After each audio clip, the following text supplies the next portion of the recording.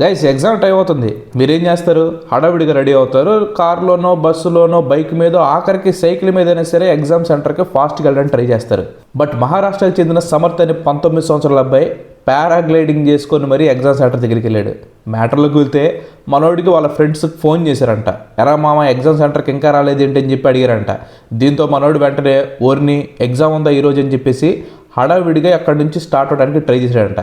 కాకపోతే మనోడు ఉన్న ప్లేస్కి ఎగ్జామ్ సెంటర్కి 15 కిలోమీటర్ల డిస్టెన్స్ అంట. సో ఎట్లేదన్నా కానీ 30 నిమిషాలు అయితే టైం పట్టిద్ది అక్కడ నుంచి ఎగ్జామ్ సెంటర్కి వెళ్ళటానికి. బట్ ఆ టైంకి ఎగ్జామ్ సెంటర్ని క్లోజ్ చేస్తారు. సో మనోడికి ఏం చేయాలని చెప్పి ఆలోచిస్తున్న టైంలో ఒక ఐడియా వచ్చింది. తనకి దగ్గరలో ఉన్న ఒక వ్యూ పాయింట్ దగ్గరికి వెళ్ళాడు. అక్కడ ఉన్న అన్నని బతిలాడుకున్నాడు అనమాట. అన్న కొంచెం ఎగ్జామ్కి టైం అయిపోతుంది, కొంచెం నీ పారాగ్లైడింగ్లో లిఫ్ట్ ఇచ్చావంటే నేను ఎగ్జామ్ సెంటర్కి రీచ్ అయిపోతుందని చెప్పేసి అడిగాడంట. దీంతో ఆ పారాగ్లైడింగ్ చేసి అతను కూడా కన్విన్స్ అయిపోయి పాపం ఎగ్జామ్ కోసం ఎంత తాపత్రయపడుతున్నాడు, తీసుకెళ్తే పోవాలని చెప్పేసి మనోడిని డ్రాప్ చేసాడంట. సో మొత్తానికి సమర్థ్ 5 నిమిషాల ముందే ఎగ్జామ్ సెంటర్కి వెళ్ళిపోయాడంట.